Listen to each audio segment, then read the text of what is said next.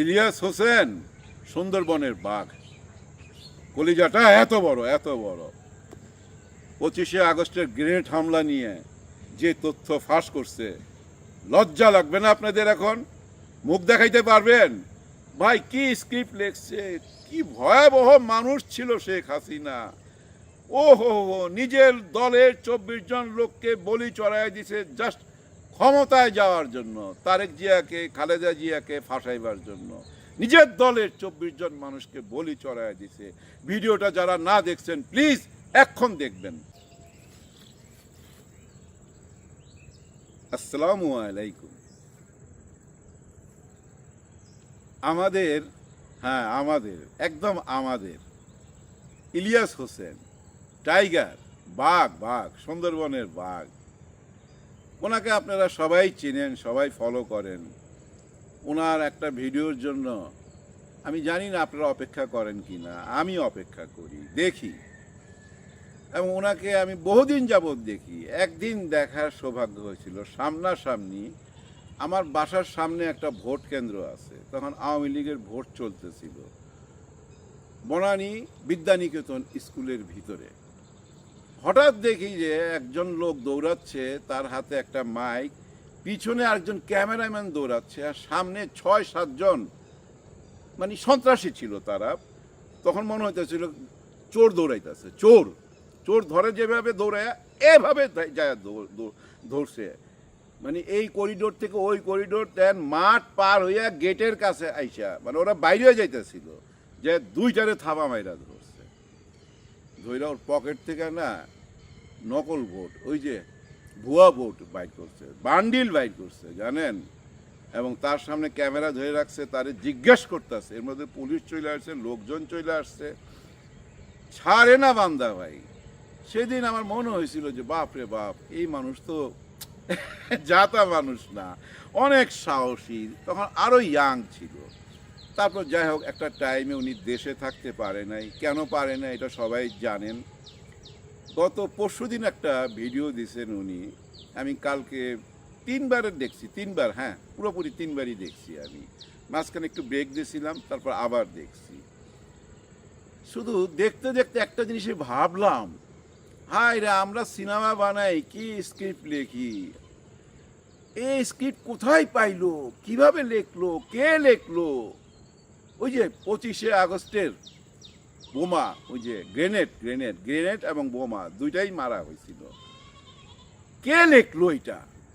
বাপ রে বাপ, আমার তো মনে হয় পৃথিবীর কোনো স্ক্রিপ্ট রাইটারের মাথায় এই কাহিনী আসবে না। পুরা লাইফ রিস্ক নিয়া কিন্তু এই ড্রামা, লাইফ রিস্ক নিয়া। চিন্তা করেন, ভুলে যদি একটা ওই ট্রাকের মধ্যে পড়তো, আবার ট্রাকের উপরে কেন সেটারও সুন্দর ব্যাখ্যা দিছে। প্রথম মিটিংটা ছিল যে জায়গাটা, ওই জায়গাটা আমি চিনি, আমি পুরানা পল্টনে 28 বছর ছিলাম তো ওইখানে আমার সব জায়গা মুখস্থ। ওই জায়গাটার মধ্যে যেখানে প্রথম মিটিং ছিল, ওই জায়গাটার মধ্যে কোনো বিল্ডিং নাই, কিন্তু দূরে, অনেক দূরে সচিবালয়, এই যেখানে আগুন লাগছিল ওইটা, এদিকে রমনা ভবন, মানে আশেপাশে কিছু নাই, বড় বড় বিল্ডিং নাই। ওইখানে মিটিং ছিল, আর ওইখানেই গোয়েন্দা বিভাগ সবাই যায় নিজ নিজ অবস্থান নিচ্ছে। আপনারা তো জানেন, বিরোধী দল হোক, সরকারি দল হোক, বা কেউ যদি মিটিংয়ের জন্য আবেদন করে, তাকে যদি অনুমতি দেয়, সেখানে সরকার একটা মানে তার গোয়েন্দা বিভাগ পাঠায় পাহারা দেওয়ার জন্য, যেন কোনো অঘটন না ঘটে। অন্য কেউ এসে অঘটন ঘটায় গেলে তো সরকারের ঘাড়ে পড়বে, ওই কারণে দেওয়া হয়। ওনারা ওই জায়গাটাই পাহারা দিচ্ছেন, ওনারা নিজেরাও জানেন না। একদম দেখাইছে ইলিয়াস সাহেব, ওনার তো এই প্রতিবেদন বানাইতে, মানে যেটা আমরা দেখছি, আমার তো মনে হয় মিনিমাম 6 মাস লাগছে বা আরও বেশি লাগছে। 6 মাসের পরিশ্রমের ফল এই 52 মিনিট। তো মিটিংটা চেঞ্জ করে একদম ওনাদের অফিসের সামনে নিয়ে আসছে, যেটা 2 সাইডে ভাই সব বিল্ডিং, সব বিল্ডিং। ওই বিল্ডিং থেকে গ্রেনেড হামলা হয়েছে, 24 জন মানুষ মারা গেছে। হায় হায় হায় হায়, চিন্তা করেন, একটা ড্রামা সাজাইতে গিয়া 24টা প্রাণ চলে গেছে। আর এই 24টা প্রাণ যাওয়ার পর, ওইটাকে জজ মিয়ার নাটক বানানোর পর যারা সহযোগিতা করছে, সেটা হলো প্রথম আলো। উনি ডিটেলস তুইলা ধরছেন, একদম ডিটেলস তুইলা ধরছেন। আমি জানি না প্রথম আলো কি জবাব দিবে, নিশ্চয় জবাব দেওয়া উচিত প্রথম আলো সম্বন্ধে অনেক কথা শোনা যাচ্ছে, দ্য ডেইলি স্টার এবং প্রথম আলো। ওনাদের জবাব দেওয়া উচিত, ওনাদের প্রতি সবাই সন্দেহ বাইরে গেছে এখন। যাই হোক, এটা তো গেলো অতীত এবং ভবিষ্যতের কথা, যে আমরা ভবিষ্যতে প্রথম আলোকে কীভাবে নেব আমাদের উপরেই ডিপেন্ড করে সত্যিকার অর্থে, যে আমরা কিভাবে নিব। জনগণ, সরকার কেন এটাকে নিষিদ্ধ করবে বা করবে না, এটা অনেক বিতর্কের ব্যাপার। সাধারণ জ্ঞানে আমি যেটা বুঝি আর কি, যে একটা পত্রিকা যদি নিষিদ্ধ করতে যায়, তখন এই যে বাহির জগতে বিশেষ করে ওই যে মলমালা তো না খায়া 7 দিন এটার পিছনে লাইগা থাকবে, যে ওই যে বাকশাল গঠন করা হচ্ছে। কারণ শেখ মুজিবুরের সেই বাকশালের আমলে কিন্তু এরকম পত্রিকাগুলো সব নিষিদ্ধ করে দেওয়া হয়েছিল, দলগুলাকে নিষিদ্ধ করে দেওয়া হয়েছিল। একটি দল থাকবে, একটি রাজা থাকবে, একজনের দেশ চালাবে, বাকশাল কইরা নিয়েছিল। যাই হোক, সেগুলো অতীতের কথা। আমরা ভবিষ্যতের কথায় আসি। অতীত তো আমাদের কেমন, গত 53-54 বছর, এই তার 3 দিন পর, মানে আজকে পরে কালকে পরশু দিনই 54 বছর হয়ে যাবে। আবার আগামীকাল 31 তারিখ, সেখানেও অনেক রকম ঘটনা ঘটবে। অনেকে বলতে চাচ্ছে যে বাংলাদেশের স্বাধীনতাকে অস্বীকার যাবে, মুক্তিযোদ্ধাকে অস্বীকার যাবে। এগুলা ভুয়া কথা বইলে আপনারা কন্টেন্ট বানাইতেছেন। কেন অস্বীকার যাবে? কি কারণ অস্বীকার যাবে? এটা কি অস্বীকার যাওয়া যায় একটা স্বাধীনতাকে? 71-এর, হ্যাঁ, 71-এর স্বাধীনতাকে মুক্ত করবে, কারণ মুক্ত ছিল না, ভারতের হাতে বন্দী ছিল। আর মুজিববাদী যে সংবিধানের কথা বলা হচ্ছে, সেটা আপনারা কেন বুঝতেছেন না? দেশ স্বাধীন হওয়ার পরই তো ওই সংবিধান লেখা হয়েছে। ওই সংবিধান তো কোনো হাদিস না, কোরআন না, যেটা বদলানো যাবে না। আপনারা দেখেন নাই এর মধ্যে সরকারি আমলারা কি করছে? আইন কানুন ভাঙ্গা। কোনো সরকারি কর্মচারী এই কাজ করতে পারে না, এটা বন্ড সই দিয়েই চাকরিতে জয়েন করে, কিন্তু ওরাই আবার আন্দোলন করতেছে। ওই যে একবার জনতার মঞ্চ বানায়া ওই যে মগা আলমগীর বিএনপিরে বাস দিছিল না, ওরকম বাস নিয়ে আবার রেডি হয়েছে। যাই হোক, সেটাও আমার সাবজেক্ট না। অনেক কথা চলে আসে মনের মধ্যে, দুঃখ ভাই, অনেক অনেক কষ্ট। আমি বুঝছেন দাড়ি শেভ করতে করতে ভিডিও ছাইরা দেই, মানে ওই যে ইউটিউব ছাইরা দেই, চলতে থাকে। তো অটো আসতে থাকে, হঠাৎ করে অটো আসছে, শুনতেছি। আমার মনে হলো কি জানেন, আওয়ামী লীগের কোনো নেতা কথা কইতাছে। হায়, এটা কি কইতাছে? যে জামাত লুটেরা, জামাত রাহাজানি করে, ইসলামিক ব্যাংক একটা অপকর্ম করছে এই দেশের মানুষকে লুটছে, হাবি জাবি অনেক কথা। তাড়াতাড়ি শেপ রাইখা যায় যে রিজভি সাহেব বিএনপির, উনি কইতাছে। দেখেন, নিজেদের মধ্যে লাইগা গেছে। যাই হোক, সেটাও আমার সাবজেক্ট না। এগুলো চইলা আসে কথার কথায়, তাই বলতেছি। আচ্ছা, আরেকটা কথা বইলা আবার যাই ইলিয়াস সাহেবের কাছে, এটা একটা ইম্পর্টেন্ট কথা। ওই ভিডিওর একটা জায়গায় আইসা না, বুঝছেন, মনটা ভাঙ্গা চুরা গেল একদম। হ্যাঁ, ওই যে আমাদের ফখরুল সাহেব, মির্জা ফখরুল সাহেবের কথা। উনি নাকি দেশ থেকে টাকা পাচার কইরা বিদেশে বাড়ি কিনছে ওনার মেয়ের নামে, মেয়ের জামাইয়ের নামে, এবং ওনাদের ছবিও দেখাইছে ইলিয়াস সাহেব এবং ওনার হাজব্যান্ড, যে মেয়ের হাজব্যান্ড, যে ওনার আবার আমি ভক্ত, ফাহিম সাহেব। উনি খুব দারুণ কথা বলেন, কথার মধ্যে মধ্যে আপনার শেফুদার সেই বোমাও মারেন, ওনার স্টাইলটা দারুণ। এবং ওই লোকের দেখে আমার মনে হয় খুব সৎ। কিন্তু এইটা কি শুনলাম, তার মানে কি সেই পাচারের টাকা, মানে পাচার করার টাকায় বাড়ি কিনা, সে বাড়িতে ওনার মেয়ের সঙ্গে উনিও তো থাকেন। তো উনি তো কোনোদিন এটা বললেন না যে আমার শ্বশুর এই বাড়ি কিনা দিছে, বা আমার শ্বশুর আমার বউকে দিছে, আমি সেই বাড়িতে থাকি। আদৌ ওই বাড়িতে থাকেন কিনা সেটাও আমি জানি না, না জেনে কথা বলতেছি। ওনার আমি ভক্ত, আমি মনে করি উনি ইউটিউবে এটা ক্লিয়ার করবেন। হ্যাঁ, আমার মনটা ভেঙে গেছে, কারণ মির্জা সাহেবকে আমি ভীষণ শ্রদ্ধা করি, ওনার কথাবার্তা শুনি, দেখতেও সুন্দর মানুষ, ভদ্র মানুষ। উনি যদি এক আকাম কইরা থাকে, আর এটা যদি প্রমাণ হয়, আমি মনে করি এটা তুলে ধরা উচিত আমার দেশ পত্রিকার। অন্য পত্রিকা তো বলবে না। এটা সত্য মিথ্যা আপনারা যাচাই করে সত্যটা সামনে নিয়ে আসবেন। এবার ইলিয়াস হোসেন সাহেবের কথা বলি, যাকে আমি এক নজর দেখছিলাম বনানী বিদ্যানিকেতন স্কুলে। সেই দিনই মনে হয়েছিল যে একটা বাঘের বাচ্চা।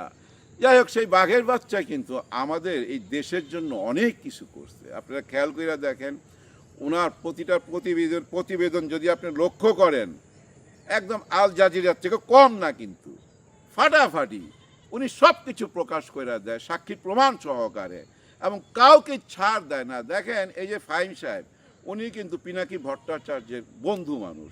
আমি জানি না ইলিয়াস সাহেবের সাথে সম্পর্ক আছে কি না, তবে মনে হয় আছে। কিন্তু ওনার ছবিও দেখাইতে, ওনার কথা তুলে ধরতে মির্জা ফখরুল সাহেবের মেয়ের জামাই আর কি, উনি কিন্তু পিছপা হন নাই, ছাড় দেন নাই। এরকম সাংবাদিকই তো চাই। এরকম সাংবাদিক থাকলে তো এই দেশের কপালে এই অভিশাপ আসতো না। কত বড় অভিশাপ আসছিল এই দেশের উপরে, দেশটাকে শেষ কইরা দিছে, ধ্বংস কইরা দিছে, এখনো ধ্বংস করার পায়তারা করতেছে। ইলিয়াস সাহেব, আপনাকে সেলুট। আপনি যেসব কথা তুলে ধরছেন আমাদের চোখ খুলে দিছেন। কিন্তু আমার একটা দাবি আছে আপনার কাছে। আপনার কি এই মাতৃভূমিতে আসতে ইচ্ছা করে না? সবার সাথে দেখা করতে ইচ্ছা করে না? আপনি নিজের গ্রামে যাইতে ইচ্ছা করে না? বহুদিন তো দেশের বাইরে, আসেন না একবার। কি আছে পিনাকি দা, আপনিও একবার আসেন। কেন আসবেন না? মাতৃভূমির মাটিতে পা রাখবেন না? এই মাটি ছুঁইবেন না? দেখেন কি সুন্দর গ্রাম, আপনার গ্রামে আপনি যাবেন না? একটা ভিডিও দেখতেছিলাম, ইলিয়াস হোসেনের দেশের বাড়ি দেখাচ্ছিল এক ভদ্রলোক। জানেন, বাড়ির জানলাটা শুদ্ধা খুইলা নিয়ে গেছে, কেউ নাই। বিশাল বড় বাড়ি, বুঝাই যায় গৃহস্থ বাড়ি, অনেক ভালো ঘরের সন্তান উনি। অভাবী না, অভাবী না, বোঝা যায় বাড়ি ঘর দেখা। প্রচুর জায়গা নিয়ে বাড়ি, কিন্তু বাড়িতে দরজা নাই, জানলা নাই, সব খুইলা নিয়ে চইলা গেছে। ভিতরে ময়লা পড়া রয়েছে, কেউ থাকে না। ইলিয়াস সাহেব আসেন, ওই ভাঙা বাড়িতে একবার আসেন, দেখবেন আপনার সাথে সারা বাংলাদেশের মানুষ থাকবে। আপনি একজন দেশপ্রেমিক মানুষ, আমি একজন ক্ষুদ্র মানুষ। আপনার প্রশংসা করি আর না করি কি যায় আসে? আপনাকে ভালোবাসার মানুষের শেষ নাই। আপনাকে কেমন ভালোবাসে মানুষ জানেন? আমি একটা উপমা দেই। আমাদের যে শাকিব খান আছে না, সুপারস্টার, সিনেমার পর্দায়, আপনি কিন্তু সুপারস্টার আমাদের টেলিফোনের পর্দায়, বিগ সুপারস্টার।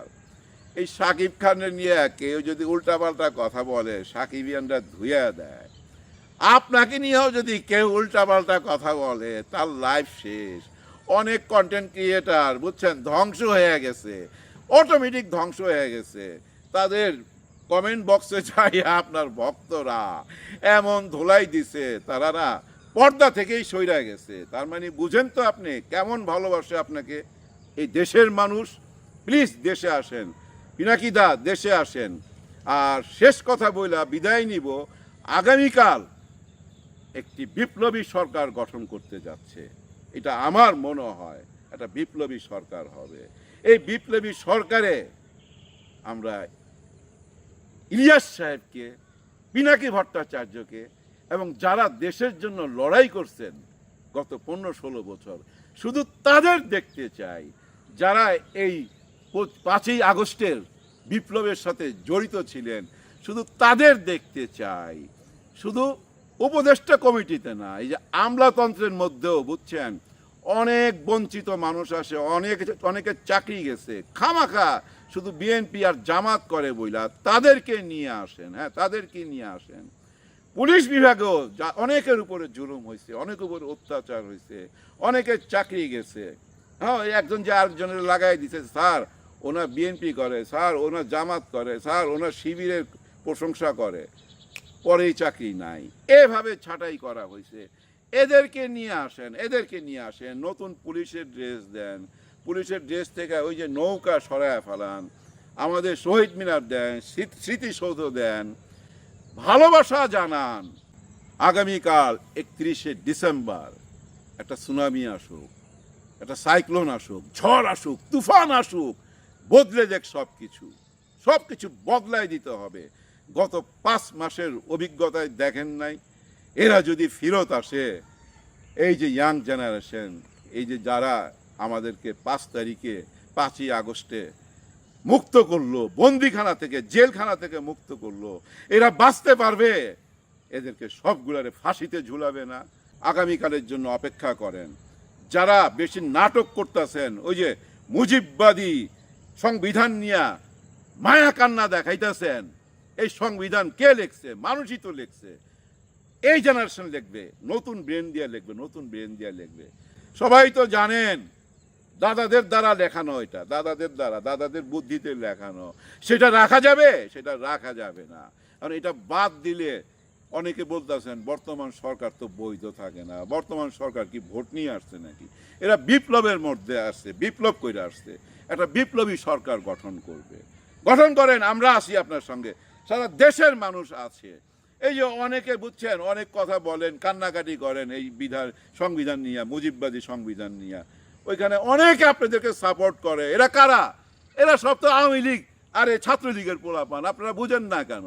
আপনারা ওইটা দেখে মনে করতেছেন দেশের মানুষের সাপোর্ট এখানে, একদমই না। অরিজিনাল দেশের মানুষের সাপোর্ট কোথায় পাবেন জানেন? ওই পিনাকিদার কমেন্ট বক্সে, ইলিয়াস হোসেনের কমেন্ট বক্সে, হ্যাঁ, এবং যারা দেশ নিয়ে কথা বলে তাদের কমেন্ট বক্সে পাইবেন, অরিজিনাল দেশপ্রেমিকদের। 31শে ডিসেম্বরে কেন বাইছা নিল জানেন? এই আগুন লাগার ঘটনাটার পর এদের মাথার ব্রেনের বুঝছেন তার ছিঁড়া গেছে সবাই, যে এইটা কি ভুল করলাম, এদেরকে কেন ক্ষমা করলাম। এরা জানেন সরকারি কর্মচারী হইয়া এই যে সচিবালয় সচিবরা, এর মধ্যে একটা বিরাট বড় আন্দোলন করে ফেলছে, গোপনে গোপনে এমন ষড়যন্ত্র করছে এই সরকারকে ফেলে দিতে চায়। ওই যে জনতার মঞ্চ কইরা যেভাবে ফেলে দিছিল এই মগা, তখন এই কাম করছিল। ওই মগার অনুসারীরা আবার মাঠে নামতাছে, যার জন্য আগামীকাল একটা বিপ্লবী সরকার গঠন হবে। আপনারা অবাক হয়েন না যদি আবু সাইদের বাবা আইসা শপথ পড়ায় সবাইকে, তাতেও অবাক হইবেন না। টোটালটা একটা বিপ্লবী সরকার চাই। বিপ্লবী সরকার ছাড়া এই দেশের এখন কোনো রক্ষা নাই। আগামীকাল সিন্ডিকেট ভাঙ্গা চুরমার কইরা দিবে। সবার জন্য সবাই দোয়া করবেন। আল্লাহ হাফেজ।